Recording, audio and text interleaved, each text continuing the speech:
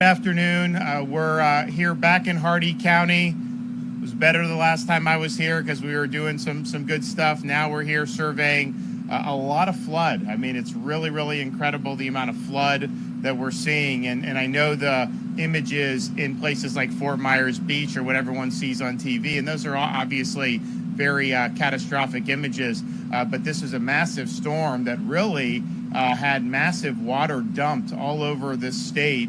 The interior of the state all the way out to the east coast of Florida. And so right here we came in, I saw some via air, and then we were able to drive around and see some of the water, and it's really significant. I was able to meet with a resident that entire home was underwater and they had to flee. So we're sensitive about not just the areas that are on the news all the time, but all the other areas throughout Florida. So this whole thing right here, this emergency vehicle, we dispatched to Hardee County before the hurricane even hit because they were having problems with their EOC, and so we wanted to make sure that they had the ability to conduct emergency operations should that need arise. You know, it's interesting, like Sunday, I don't think Hardee was even in the cone, and then it kind of shifted and people were trying to figure out. But bottom line is you had this here, you had a lot of great people that were on the scene helping, and they've done a lot of water rescues here in Hardee, big time. And that's been very helpful for a lot of the residents to be brought to safety. You know, you have residents here who've gone through a lot of hurricanes. This one had more water than any of those hurricanes by far. And so it was a situation where you really had life-threatening flooding going on in some of the neighborhoods right here in this part of Florida. So we were looking, we understand that they're working on connectivity, we understand they're working on cell phone service, we understand they're working on getting the electrical back. We wanted to be helpful as best we could, so we're working with Elon Musk, and he's got the Starlink satellite, so he's been repositioning those to be over this part of Florida, and we're able to give these, I guess it comes from there to here, then you can get the internet off this with your device. So these are really important things. So we've been able to bring these for use here in Hardee County by the emergency personnel, and then however else they want to use it. We're also getting another 100, probably about 120 over the next 24 hours, and we will provide some here, but you can put those in different parts of the community, and people could then connect if they're in close enough proximity to one of these devices. And so it's coming from the space to here and then onto your device, but you can't get the connectivity straight from your device from the satellite unless you have these things. So these things are very important, and we're happy to be able to bring that here, and then hopefully that will assist with some of the connectivity issues. I know people are working really hard to get all the services back online, but in the intervening period, we want to make sure that you have the support here. So I want to thank everybody who's been involved in this effort. You know, we've got people down here in Hardee County from all over the state helping out. Of course, we've had Florida Highway Patrol, FDLE from the state, but you have your sheriff, you got your local police, first responders, been very important, and then the support that they've gotten from people. There's people from Oregon here in Hardee County helping out on this effort. And so it's really, as much as you hate having to see this and go through it, people do come together and they step up, and they've been doing that here in a big way. So we're proud of the resilience that we've seen here in Hardee County, and I know we've seen it in some of the neighboring counties as well. I have your EM director who's here. She's going to say a few things, and then we'll have our Commissioner of Education, Manny Diaz, say a few things. Hello, thank you so much for coming. I can't express how much honor it is for me to step up and be a voice for Hardee County residents. Hurricane Ian definitely impacted our county. It was devastating impacts. We typically don't reach any type of serious flood stage like we did with them, but we hit right over 27 feet. So that caused massive flooding for people who typically wouldn't be affected by that type of rain. They definitely were, and we had to then reach into our FDEM contacts and the support the state always gives us. We were able to obtain USAR teams that would come in fully equipped with their own equipment, their own staff. We completed over 90 water rescues. Our damage assessment team is currently out there doing the best that they can do so that we can get a good grasp on the entire impact for our county so that we can start to plan forward. Our utilities, we're hoping maybe by late next week we could definitely get up a good portion of our utilities. We will be opening some pods. They're points of distribution. Those locations will be able to serve and provide food to our communities, not so much first responders. We know we got to get all of this for our first responders, but we do not want to forget our community, our residents, those who are impacted the most. We have a team of PIOs that are diligently working together collectively as a county government, our municipalities and first responder agencies. We will all be pushing out one press release. That way we have a streamlined process for information to get to our residents. Whoever needs help, we're definitely here. We do want to ask that everybody be patient. Be patient with each other, be patient with us, be patient with first responders. We are all here to serve you, to make sure that we can all get back to some sense of normalcy. That's what we all want. That's our ultimate goal. I can't say enough thank yous. I wish I could stand here and identify every agency that has helped us.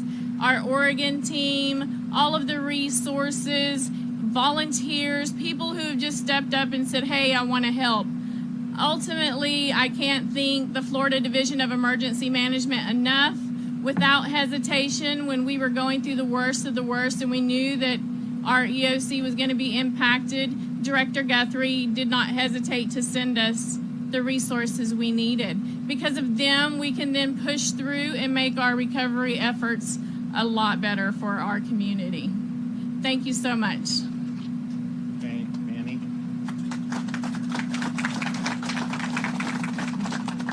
Thank you so much. And I was able to visit schools in Collier and Lee yesterday and had the opportunity to be with the superintendent here in Hardy and visit the shelter and see a couple of the schools. And it is it's important for us to be able to get our schools back as soon as possible and get our kids back into school. And I know there's certain tiers to that. Obviously, we have to deal with the shelters first. We have to make sure that there's power and those buildings are assessed and able to be cleaned out. But it is imperative that we get kids back in school to return to normalcy so that we can get back to teaching and learning and get the community back in their regular routine. I am proud of all of our superintendents in the state as we've been in constant communication throughout preparation for the storm and day to day after the storm. And I'm proud to say that a lot of the districts that were affected and some that weren't affected are already rallying to provide support to the districts that have been affected and need that help. And there are assets and personnel being sent from some of the other districts into these districts, and I've had that conversation with the superintendent to assess what he needs once he gets through there to make sure that the department is there and that the rest of our districts can provide that support, whether it be personnel, items, forms, waivers, whatever it is. So we look forward to getting our kids back to school and back to normal, and I thank Governor DeSantis for his leadership in preparation and response to the storm. I was able to look to see some of the structural damage. I saw the bridge collapse.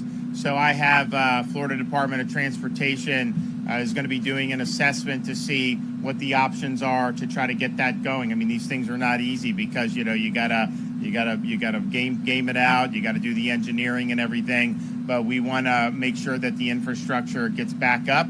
I don't know what the timeline on that will be, but I know that we can get it done eventually. And you saw a lot of the traffic interrupted here because you still have a lot of standing water, even on the roads. And that's something that is that's obviously posing a challenge. So we're sensitive to some of the issues with the roads and the bridges. We had a couple main bridges knocked out over in Southwest Florida as well. And it's just something that that we're going to have to take head on. Certainly in the short term to figure out if there's a temporary solution, and sometimes there's not. Sometimes you just got to rebuild it, and we're happy to do that. But we understand that it's causing a lot of problems just in terms of the normal ingress and egress of traffic in this area. Okay, anybody have any questions? Yes. On Wednesday too, how in terms of power outages, sometimes just easy fixes. You'll reconnect power lines, and in some cases, like as the case in Hardee County, there's bigger, ground up things that need to happen. What is your understanding of the power outages in Hardee, and how will the state make sure that it doesn't sit at 80-90% blanket outages? So the question is about the power situation in Hardee. And so the briefing I received is that the actual infrastructure in Hardee that is run by the utilities or the co-ops actually did pretty good. They do have where they get their power from. Their power is provided to them by Duke Energy. And so there's going to need to be fixes that Duke is going to do to get the energy up to that point, and then you can get it here. So they felt good about what they're doing here locally, and it's really a matter of getting those other pieces in place. I actually saw one of where the hookup is, and I did see it down. And so that's when they're not generating their own electrical here. They get it from these other companies, and so that's what you're seeing. So hopefully they'll be able to do that. I know they felt that a lot of the infrastructure did better than they did in Charlie, which is obviously something that's good to see. There's also FPL was with us in Fort Lauderdale, or excuse me, in Fort Myers. They are obviously have their customers. They have a lot of resources, and so they're available for some of the municipal utilities and the electrical co-ops who may need some assistance, whether it's infrastructure or linemen, because they've got huge amounts of linemen down here. So I would just encourage folks here locally. I know you're working very hard on it. If there is something you need, let us know. We can enlist them to help. It's a very big company. They've got a lot of assets. Yes. Response you've gotten from FEMA and the federal government so far? So FEMA has, they just expanded some of the individual assistance to some of the northeastern Florida counties, which we're appreciative of. We had the director of FEMA traveling with us yesterday, and she's been very supportive. We've by and large worked well with them, and we've also worked very well with the local partners. I mean, when you see us bring an emergency operations center to Hardee County, that doesn't happen without very close coordination. I mean, this is a major asset for the state that was deployed here. We've worked very good. The fact that you have these pods today opening for distribution of food and water, that's usually a 96-hour post-storm event. And yet this morning, Saturday, you're seeing pods when the storm didn't even leave the state of Florida until Thursday afternoon, Thursday evening. And you got massive amounts of water and food being given out in various points throughout the state. So you don't do that without good coordination. And I think particularly the folks in Florida at the local level are experienced. Our folks at the state are experienced. And I think you're going to end up with the power situation, certainly on the private utility side. I think they're going to have it done quicker than they've had for any other hurricane, which is great. Obviously, we want our co-ops and the others to do similar. And then in terms of like fuel, there's fuel available. It's just you need the electrical to run the gas stations. I mean, that's really the issue there. But we've got a lot of fuel staged in southwestern Florida that can be put to use if people need it. But I think the reality is the ports are open, the stuff is flowing again. I think it's just a matter of the gas stations that are running the generators, they're able to go and offer fuel, which is great. Problem is, I mean, there's going to be long lines of that if you only have certain gas stations open. But even in Lee County, we were at one of the bridges that got knocked out. And we were there, we met with folks. As I'm driving back through one of the communities, Publix was open yesterday morning. You had Wawa and these gas stations that were open. And I'm just trying to think, when has there been basically a Category 5 hurricane that's hit, and then less than 48 hours later, you have the supermarket open in one of the areas that was the most hardest hit?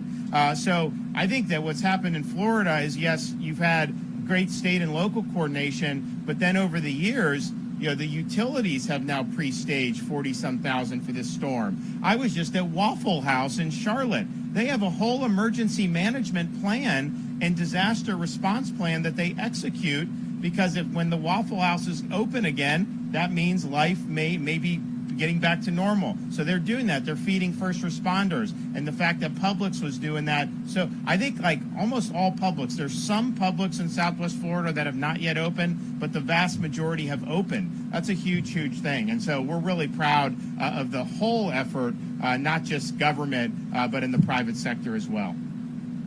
Yes. Governor DeSantis, I'm Diane Smith, the supervisor of elections.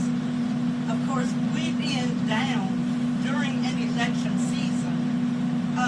We don't have a generator in our building. Deadlines are still have to be met. They're continuing with or without us. Is there any way that we can expedite getting a generator for our building?